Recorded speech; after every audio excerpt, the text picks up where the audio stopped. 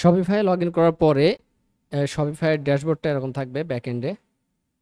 So এইখানে আমরা যদি অন পেজ এসইও করতে চাই, আমাদের কয়েকটা জিনিসের জন্য অন পেজ এসইও করা লাগবে। তার মধ্যে শপিফাই স্টোরগুলোতে কি কি থাকে দেখেন, যে ক্যাটাগরি যেগুলো সেগুলো হচ্ছে কালেকশনের ভিতর থাকে বা সেগুলোকে কালেকশনস বলে। এরপর যেটা থাকে হচ্ছে পেজেস থাকে, কয়েকটা পেজ মানে যতগুলো পেজেস দরকার সেগুলো থাকে। এরপর যেটা থাকে হচ্ছে ইন্ডিভিজুয়াল প্রোডাক্টস থাকে। সো মেইনলি আমরা শপিফাইতে যখন এসইও করব, অন পেজ এসইও করব, তিন ধরনের আমরা কন্টেন্টের পেজ পাবো। একটা হচ্ছে যে পেজেস, এরপর কালেকশনস যেটা হচ্ছে ক্যাটাগরি, এরপর হচ্ছে ইন্ডিভিজুয়াল প্রোডাক্টস। সো এই তিন ধরনের কন্টেন্টগুলোর আমরা যদি অপটিমাইজেশন করি, তাহলে মোটামুটি সবই শেষ হয়ে যাবে আর কি, এসইওর যে কাজগুলো থাকে অন পেজ এসইওর। সো এইখানে যদি দেখেন অনলাইন স্টোরসের মধ্যে আসি, এখানে ক্লিক করার পরে অপশন আসে পেজেস। সো এই স্টোরে যতগুলো পেজ আছে সবগুলো পেজ আপনি এখানে পাবেন, অর্থাৎ একটা শপিফাই স্টোরের যতগুলো পেজ থাকে সেই পেজগুলো পেজেসের মধ্যে পাবেন। সো আমরা একটা পেজ যদি ওপেন করি, দেখেন যে এখানে যদি অ্যাবাউট যে পেজটা এটাতে ক্লিক করি, সো এখানে দেখেন এখানে টাইটেল আছে এবং এখানে থাকবে কন্টেন্ট, এবং এখানে যদি এডিট করি, অর্থাৎ এখানে আমরা যে আর্টিকেল লিখবো বা যে কন্টেন্টগুলো লিখবো সেইগুলো এখানে অ্যাড করব। এবং এখান থেকে দেখেন যে সব অপশনগুলো পেয়ে যাবো। হেডিংয়ের অপশন, এখান থেকে হেডার দিতে পারবো, এখান থেকে লিঙ্ক অ্যাড করতে পারবো, ইমেজ অ্যাড করার দরকার হলে এখান থেকে করতে পারবো। সবই এই কন্টেন্ট বক্সের মধ্যে থাকবে। এরপর দেখেন এখানে আছে মেটা টাইটেল এবং মেটা ডেসক্রিপশন, এবং এখানে আছে ইউআরএল। সো একটা পেজের যখন আমরা অপটিমাইজেশন করি, মেইনলি আমরা মেটা টাইটেল নিয়ে কাজ করি, মেটা ডেসক্রিপশন নিয়ে কাজ করি, এরপরে হচ্ছে যে এই ইউআরএলটা নিয়ে কাজ করি। ম্যাক্সিমাম ক্ষেত্রে ইউআরএল চেঞ্জ করা লাগে না, এবং মেইনলি কাজ করি কিন্তু কন্টেন্টের বডির ভিতরে। সো এখন শপিফাই একটা ঝামেলা আছে, বিশেষ করে যদি আপনি কোনো পেজ ডিজাইন করতে চান, সেক্ষেত্রে এই ডিফল্ট পেজের মধ্যে এখানে কন্টেন্ট দিলে ডিজাইনটা করা যায় না। এখানে যেমন এটা হচ্ছে অ্যাবাউট আস পেজ, এখানে দেখেন এখানে কোনো কন্টেন্ট নাই, কিন্তু এই পেজটাতে যদি আমরা যাই, অ্যাবাউট আস যে পেজটা, সেখানে দেখেন কিছু কন্টেন্ট আছে। হ্যাঁ, এই যে এখানে কন্টেন্ট আছে। সো এই জিনিসগুলো ওরা কিভাবে করছে, এই জিনিসগুলো ওরা টেমপ্লেট তৈরি করছে, এই পেজের জন্য একটা টেমপ্লেট তৈরি করছে, এবং সেই টেমপ্লেটের মধ্যে কন্টেন্টগুলো আছে। এই যে এখানে দেখেন টেমপ্লেট সেট করে দিয়েছে ডিফল্ট পেজ। সো এই কন্টেন্টগুলো এডিট করতে হলে আমাদেরকে আরও একটু হায়ার লেভেলে কাজ করতে হবে। লাইক আপনার কাস্টমাইজেশন থেকে আমরা চেঞ্জ করতে পারবো, এবং সেখান থেকে যদি চেঞ্জ করার অপশন না থাকে, সেক্ষেত্রে আমরা এটা কোড এডিট করে চেঞ্জ করতে পারবো। সো আমরা আরেকটা পেজ দেখি। সো মেইনলি একটা পেজের যে কাজগুলো থাকে, কন্টেন্টের যে কাজগুলো থাকে, সেগুলো আমরা এই পেজের থেকেই করতে পারবো, এইখান থেকে করতে পারবো নর্মালি। আর যদি টেমপ্লেটের মধ্যে থাকে সেগুলো তো আসলে টেমপ্লেট থেকে করতে হবে। So, এখানে একটা পেজ, এখানে দেখেন টাইটেলস আছে, এখানে হেডিং 2 আছে, এরপর কন্টেন্ট আছে। এখানে যদি আমাদের লিঙ্ক অ্যাড করা লাগে, এখান থেকে খুব সহজে আমরা একটা অংশ সিলেক্ট করে দেখেন এখান থেকে লিঙ্ক অ্যাড করতে পারবো, ইন্টারনাল লিঙ্ক যেটা বা এক্সটার্নাল লিঙ্ক। এবং এখানে মেটা টাইটেল, মেটা ডেসক্রিপশনগুলো এখানে থাকবে।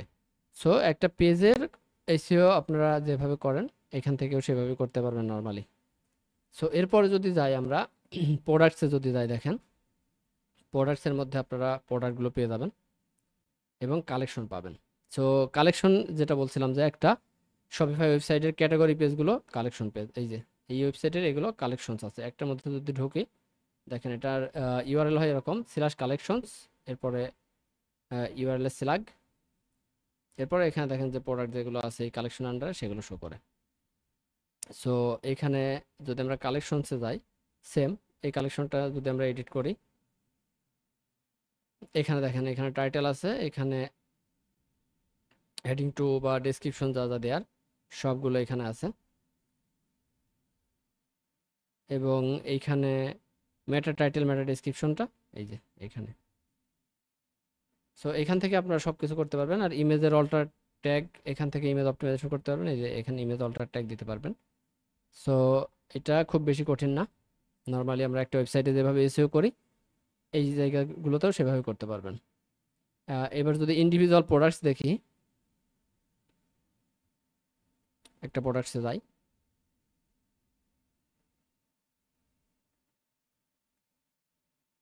এই যে লোড হচ্ছে।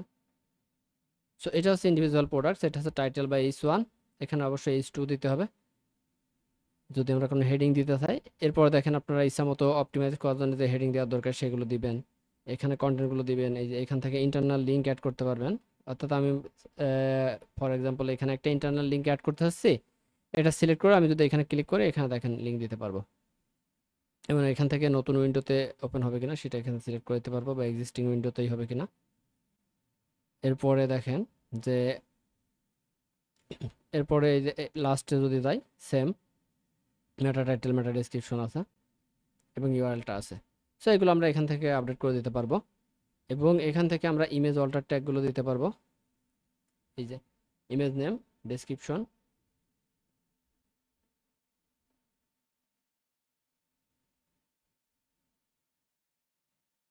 এখান থেকে আমরা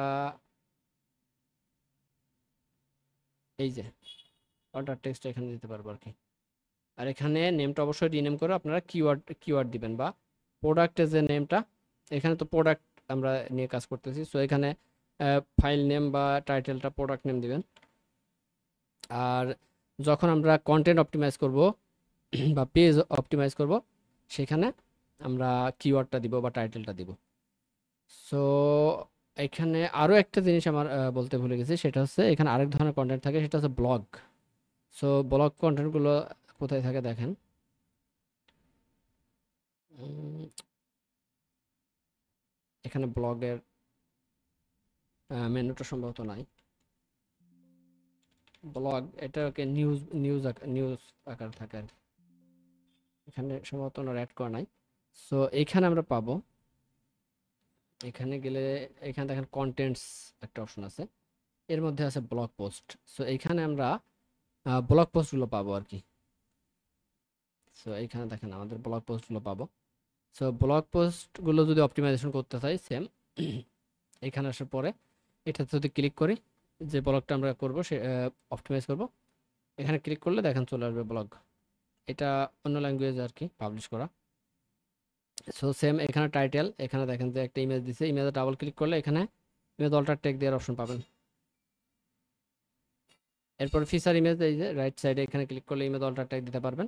এবং কন্টেন্টগুলো সেম আমরা যেভাবে ওয়ার্ডপ্রেসে বা অন্য প্ল্যাটফর্মে যেভাবে কাজ করি, ঠিক সেভাবে এখান থেকে কাজ করতে পারবেন। এবং এখানে দেখেন অপশন আছে মেটা টাইটেল মেটা ডেসক্রিপশন। তো এখান থেকে মেইনলি অন পেজ এসইওর কাজ করতে পারবেন। এবং কিছু কিছু ক্ষেত্রে, কিছু কিছু পেজের ক্ষেত্রে আপনারা দেখবেন যে এখান থেকে অপটিমাইজেশন করা যাচ্ছে না, বা এখানে কোনো কন্টেন্ট নাই। সেক্ষেত্রে আপনারা কি করবেন, সেক্ষেত্রে আপনারা এখানে চলে আসবেন অনলাইন স্টোর। অনলাইন স্টোর আসার পরে এখানে দেখবেন থিম, এখানে থিম আছে। থিম থেকে এখানে দেখেন অপশন আছে কাস্টমাইজ, এখান থেকে কাস্টমাইজে যাবেন। কাস্টমাইজে যাওয়ার পরে এখানে দেখেন অপশন পাবেন, এখানে লোড হচ্ছে। এই যে এখানে আসার পরে দেখেন যে আপনি কোন পেজ এডিট করবেন, এখানে দেখেন সেই পেজগুলো আছে। তো এখান থেকে আপনারা সিলেক্ট করবেন যে কোন পেজটা আপনারা এডিট করতে চাচ্ছেন। পেজে গেলাম, এরপর দেখেন একটা পেজ গেলাম অ্যাবাউট আস। এই পোস্টটা আসলে আমাদের লাইভ না, অ্যাবাউট আছে।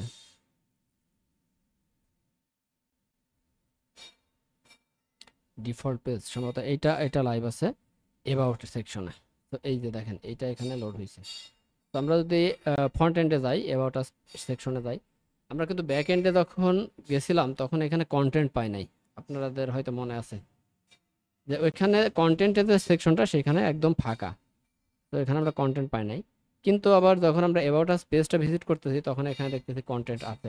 তো এই জিনিসটা এখানে টেমপ্লেট আকারে করা। এই যে এখান থেকে আমরা সবকিছু এডিট করতে পারবো, দেখেন এই যে এখান থেকে আমরা এডিট করতে পারবো এই কন্টেন্টগুলো। এই যে এখানে আমরা সেকশনগুলোতে ক্লিক করলে দেখেন এইখান থেকে এডিট করতে পারবো। তো যেই পেজগুলোতে দেখবেন যে কোনো কন্টেন্ট নেই, বা কন্টেন্ট খুঁজে পাওয়া যাচ্ছে না কন্টেন্ট বক্সে, সেই পেজগুলো আপনারা নেমটা খেয়াল করবেন। আমি আবারও দেখাই, নেমটা দেখবেন কি আছে এখানে টেমপ্লেটের, এবং এইখানে আসার পরে কাস্টমাইজে আসলে এই জিনিসগুলো পাবেন।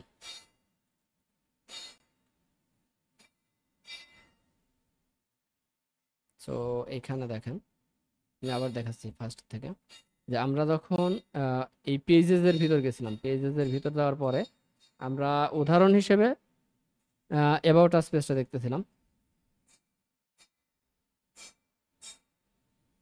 এই যে এখানে কেন কন্টেন্ট নেই, এবং এখানে দেখেন টেমপ্লেট আছে, টেমপ্লেটের নাম কি ডিফল্ট পেজ।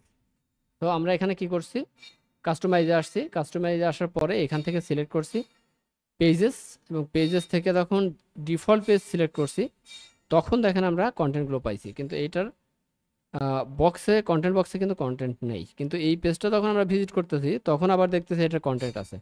তো এটা একটা জটিল জিনিস। তো এইটা আমরা এইখান থেকে, এই কাস্টমাইজেশন থেকে এখান থেকে দেখেন চেঞ্জ করতে পারবো বা আপডেট করতে পারবো, বা এসইও পারপাস আমাদের যা যা দরকার সেই জিনিসগুলো আমরা এখান থেকে আপডেট করতে পারবো। আশা করছি বুঝতে পারছেন। ধন্যবাদ।